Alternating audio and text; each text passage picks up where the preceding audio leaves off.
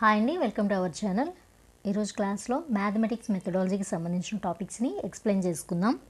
Topic వచ్చేసి syllabus అనే టాపిక్లో మనం ఆల్రెడీ సిలబస్ నిర్వహణ విధానంలో తార్కిక పద్ధతి, అలాగే మనోవైజ్ఞానిక పద్ధతి, శీర్షిక పద్ధతి, ఏకకేంద్రక పద్ధతి గురించి ప్రీవియస్ క్లాస్లో ఎక్స్ప్లెయిన్ చేసుకోవడం జరిగింది.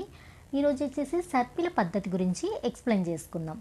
సో ఆల్రెడీ ఏదైతే ఉందో శీర్షిక పద్ధతి, ఏకకేంద్రక పద్ధతి గురించి ఎవరైతే ఫస్ట్ టైం మన ఛానల్ని విజిట్ చేస్తున్నారో ఆ టాపిక్స్ గురించి ఒకసారి చూడాలి అనుకుంటే మన ఛానల్లో ప్రీవియస్ క్లాసెస్ ఉంటాయి కదా, వాటిని ఒకసారి చూడండి. మీకు అప్పుడు ఒక ఐడియా వస్తుంది. అంటే శీర్షిక పద్ధతి అంటే ఏంటి, దాంట్లో ఉన్న దోషాలు ఏంటి, అలాగే ఏకకేంద్రక పద్ధతి అంటే ఏంటి, ఈ రెండింటికి ఉన్న డిఫరెన్స్ ఏంటి అనేది మీకు ఒక ఐడియా వస్తుంది. టుడే టాపిక్ వచ్చేసి సర్పిల పద్ధతి. ఈ పద్ధతిలో ఏంటంటే విషయాల మధ్య కాల వ్యవధి 3 లేదా 4 నెలలు. ఎంతండి? 3 లేదా 4 నెలలు ఉంటుంది. ఇంతకుముందు మనం చెప్పుకున్న దాంట్లో ఏంటంటే శీర్షిక పద్ధతిలో ఆ క్లాస్లో అంటే ఒక 8th క్లాస్ తీసుకుంటే 8th క్లాస్లోనే స్టార్ట్ అయ్యి 8th క్లాస్లోనే ఎండ్ అయిపోతుంది టాపిక్ అనేది. ఇదొక్కటే గుర్తుపెట్టుకోండి, కీ పాయింట్స్ అనమాట.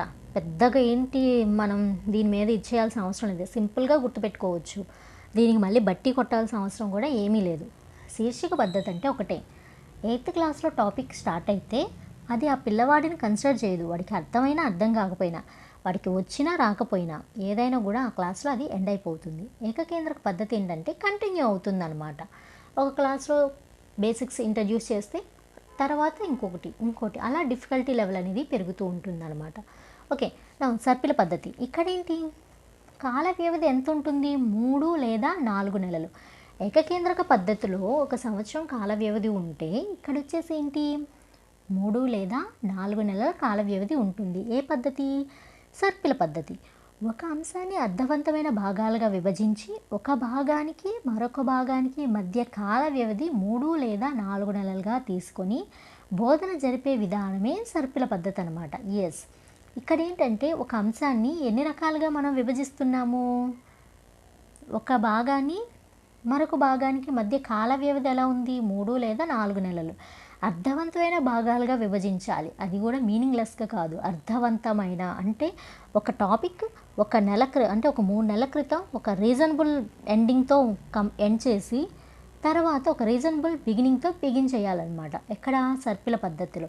వీటి మధ్య కాల వ్యవధి అనేది ఒక 3 నెలలు కానీ 4 నెలలు కానీ ఉంటుంది. ఏకకేంద్రక పద్ధతిలాగా నెక్స్ట్ క్లాస్కి అది కంటిన్యూ అవ్వదన్నమాట. మళ్ళీ 3 నెలల తర్వాత ఆ టాపిక్ అనేది మళ్ళీ వస్తుంది. But whenever compare to remaining, అంటే ముందు చెప్పుకున్న టాపిక్స్తో కంపేర్ చేస్తే కొంచెం డిఫికల్టీ లెవెల్ అనేది చేంజ్ అయ్యే ఛాన్సెస్ అయితే ఉంటాయి. మళ్ళీ 3 నెలలు ఆర్ 4 నెలల తర్వాత మళ్ళీ ఆ టాపిక్ తీసుకొని ఏదైతే మనం మీనింగ్ఫుల్ పార్ట్స్గా డివైడ్ చేసామో రిమైనింగ్ పార్ట్ అనేది 3 or 4 months తర్వాత ఏం చెప్తాం, బోధించడం జరుగుతుంది. ఇలా తీసుకొని బోధన జరిపే విధానం ఏదైనా ఉందంటే అది సర్పిల పద్ధతి. ఓకేనండి, ఒకటే గుర్తుంచుకోండి, శీర్షిక పద్ధతిలో ఆ క్లాస్లో స్టార్ట్ అయిన టాపిక్ ఆ క్లాస్లోనే ఎండ్ అవుతుంది. ఏకకేంద్రక పద్ధతులు ఏంటంటే ఒక క్లాస్లో స్టార్ట్ అయిన టాపిక్ మళ్ళీ నెక్స్ట్ క్లాసెస్కి ఏంటంటే కంటిన్యూ అవుతుంది. బట్ సర్పిల పద్ధతులు ఏంటంటే ఒక టాపిక్ అర్థవంతమైన భాగాలుగా డివైడ్ చేసి ఒక 3 or 4 నెలల టైం పీరియడ్ తీసుకొని నెక్స్ట్ మళ్ళీ స్టార్ట్ చేసి కంప్లీట్ చేయటం జరుగుతుంది. That's it. ఏకకేంద్రక సర్పిల పద్ధతుల వల్ల లాభాలు. శీర్షిక పద్ధతిని మ్యాక్సిమం మన స్కూల్ లెవెల్లో అయితే యూజ్ చేయరనమాట. ఎక్కువగా యూజ్ చేసేది ఐదర్ ఏకకేంద్రక పద్ధతి ఆర్ సర్పిల పద్ధతి అనమాట. ఏంటి వీటి వల్ల లాభాలు అంటే శీర్షికల అమరిక సులభం. ఎస్, దీనివల్ల ఏంటంటే మనం ఏదైతే శీర్షికను ఎంపిక చేసుకున్నామో వాటిని అమర్చడం సులభం అవుతుందన్నమాట. ఫస్ట్ ఆఫ్ ఆల్ అది ఒక లాభం. శీర్షికల అమరిక విద్యార్థుల స్థాయిని బట్టి ఉంటుంది. వాళ్ళ యొక్క ఐక్యూ, వాళ్ళ యొక్క పర్సనాలిటీ, వాళ్ళ యొక్క మెచ్యూరిటీ లెవెల్స్, వాళ్ళ యొక్క గ్రాస్పింగ్ పవర్స్, వీటన్నిటినీ కూడా, అంటే ఇక్కడ సైకాలజీని అప్లై చేయడం జరిగింది అనమాట. వాటన్నిటినీ కూడా కన్సిడర్ చేసుకొని ఈ శీర్షికల అమరిక అనేది విద్యార్థుల స్థాయిని బట్టి ఉంటుంది. వాళ్ళ యొక్క స్థాయిని మించి అయితే ఉండదన్నమాట. వాళ్ళు ఎంతవరకు అయితే అర్థం చేసుకోగలుగుతారో అంతవరకు మాత్రమే టాపిక్స్ని పెట్టడం జరుగుతుంది. నెక్స్ట్, శీర్షికల పునరావృతం కావటం వల్ల జ్ఞాపక శక్తి పెరుగుతుంది. ఇక్కడేంటి, ఏకకేంద్రక పద్ధతిలో అయినా సర్పిల పద్ధతిలో అయినా ఏకకేంద్రక పద్ధతిని తీసుకుంటే 1 year తర్వాత ఇది మళ్ళీ పునరావృతం అవుతుంది. అవునా? దానివల్ల వాళ్ళకేంటి ప్రీవియస్ క్లాస్‌లో చేసిన బేసిక్స్ గానీ, ఆర్ ఏవైతే ఉన్నాయో అవన్నీ ఏంటి మళ్ళీ వాళ్ళు ఒకసారి గుర్తుకు తెచ్చుకుంటారు. గుర్తుకు తెచ్చుకునే విధానంలో ఏం జరుగుతుంది? వాళ్ళ యొక్క జ్ఞాపక శక్తికి వాళ్ళు పదును పెడుతున్నారు. అవునా? దానివల్ల వాళ్ళ జ్ఞాపక శక్తి ఏమవుతుంది? ఇంప్రూవ్ అవుతుంది. అట్ ద సేమ్ టైమ్ సర్పిల పద్ధతి. సర్పిల పద్ధతిలో గూడా ఏమవుతుంది? 3 నెలలు అంటే ఒక టాపిక్‌ని అర్థవంతమైన భాగాలుగా డివైడ్ చేసినప్పుడు 3 నెలల క్రితం ఏదైతే టాపిక్ వాళ్ళు నేర్చుకున్నారో 3 ఆర్ 4 నెలల తర్వాత ఏం చేస్తారు? దాని రిలేటెడ్ టాపిక్స్‌ని గానీ, బేసిక్స్‌ని గానీ, ఫార్ములాస్ గానీ వేటినైనా గూడా వాళ్ళు థియరీస్‌ని గానీ వాళ్ళేం చేస్తారు? జ్ఞాపకం అంటే గుర్తు తెచ్చుకోవడానికి ట్రై చేస్తారు. దీనివల్ల ఏంటి ఒక స్టూడెంట్‌కి యూజ్ అంటే వాళ్ళ యొక్క ఐక్యూ అనేది పెరుగుతుంది. జ్ఞాపక శక్తి అనేది పెరుగుతుంది. గణిత అధ్యయనం వల్ల విద్యార్థుల్లో ఆసక్తి, ప్రేరణ, అభిరుచి కలుగుతుంది. యెస్. ఈ 2 మెథడ్స్‌ని గనక మనం మ్యాథమెటిక్స్‌లో వైల్ సిలబస్ ప్రిపేర్ చేసేటప్పుడు గనక మనం యూజ్ చేస్తే ఏం జరుగుతుందంటే గణిత అధ్యయనం వాళ్ళు చేసేటప్పుడు అంటే ఒక స్టూడెంట్ అనేవాడు మ్యాథమెటిక్స్‌ని స్టడీ చేసేటప్పుడు ఆర్ మ్యాథమెటిక్స్ రిలేటెడ్ ప్రాబ్లమ్స్ని సాల్వ్ చేసేటప్పుడు ఏంటంటే ఆ స్టూడెంట్స్లో ఆసక్తి, ప్రేరణ, అభిరుచి కలుగుతుందన్నమాట. అంటే మ్యాథమెటిక్స్ రిలేటెడ్ ఆసక్తి కానీ ఇంకా చేయాలి, ఎలాగైనా సాధించాలి అని కానీ దాని మీద ఒకలాంటి ఇంట్రెస్ట్ అనేది వాళ్ళకి ఇష్టం అనేది కలుగుతుంది. ఈ 2 పద్ధతుల ద్వారా అనేక అంశాలు ప్రవేశపెట్టడం వల్ల విద్యార్థులు విసుగు చెందక కుతూహలాన్ని పెంచుకుంటారు.